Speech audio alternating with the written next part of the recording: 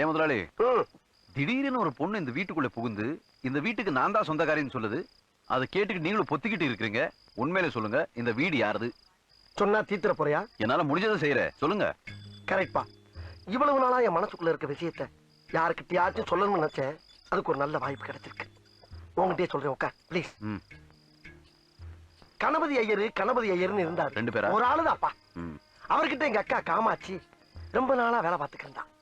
அப்படி வேலை பார்த்துக்கிட்ட எங்க அக்கால அந்த ஆளு ரொம்ப நாளா வச்சிருக்காருன்னு ஊருக்குள்ள ஒரு புரளி. அதை கேட்டு நான் ஆக்ரோஷப்பட்டு நேரா அவன் வீட்டுக்கு போய் அவன் சட்டையை புடிச்சு எங்க அக்கால வச்சிருக்கியா முள்ளடா அப்படின்னு ஒரு வார்த்தை கேட்டேன். அவன் என்ன சொன்னா? அவன் சிம்பிளா ஒரு பதில் சொன்னான். என்ன? உங்க அக்காவை நான் வச்சுக்கிறேன், என் பேக்கரியை வேணா நீ வச்சுக்க. அதுக்கு நீ என்ன சொன்ன? பட் அந்த டீலிங் எனக்கு ரொம்ப பிடிச்சிருந்துச்சு, ஒத்துக்கிட்டேன். என்னாச்சு? இல்ல, நீ ஏன் இவ்வளவு கேவலமா இருக்கேன்னு சொல்ல வர்ற, ஒத்துக்கிறேன்.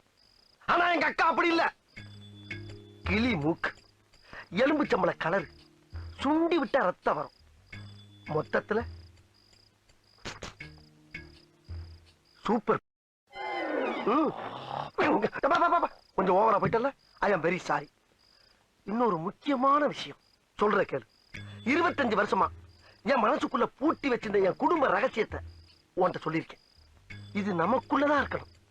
கடுகளவு வெளியே கசிஞ்சா கூட முதலாளியை நீ உசுரோட பார்க்க முடியாது. நான் போய் படுக்கிறேன். இங்கே படு. இவ்வளவு கேவலமான விஷயத்தை எவனாவது வெளியே சொல்லுவானாயா? அதை சொல்லிடுவேன்னு பயந்தாப்பா அவன் இங்க படுக்க சொல்றேன். சரிடா.